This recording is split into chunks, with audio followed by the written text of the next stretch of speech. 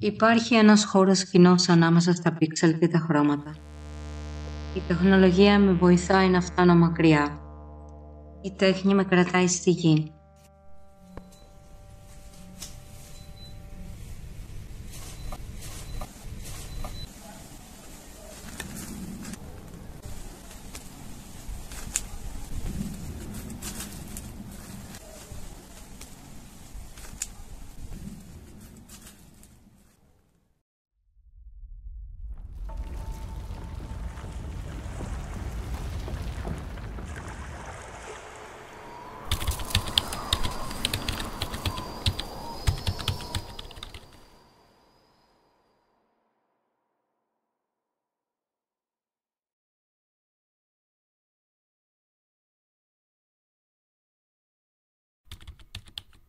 Αποτυπώματα των δαχτύλων και στους δύο κόσμους.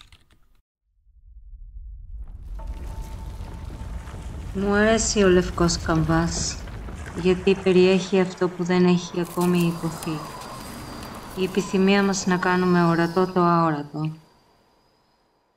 Και μετά ο πειραματισμός, το εγχείρημα.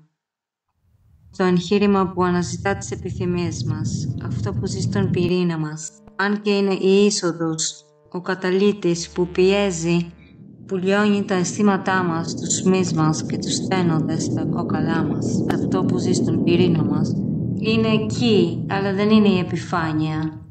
Η επιφάνεια είναι αυτό το ανάγλυφο, ο ανάγλυφος χάρτης από καμπύλες, από απαλά μέρη, από φύλλα, από θάμνους που μπορούμε να δείξουμε σαν ένα χάρτη.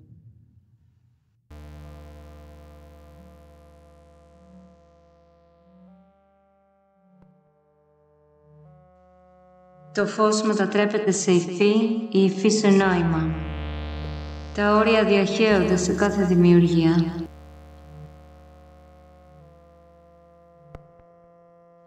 Οδηγούμε ρεύματα, ηλεκτρικά και ανθρώπινα. Δεν είναι χωριστοί κόσμοι, είναι ένας καμβάς.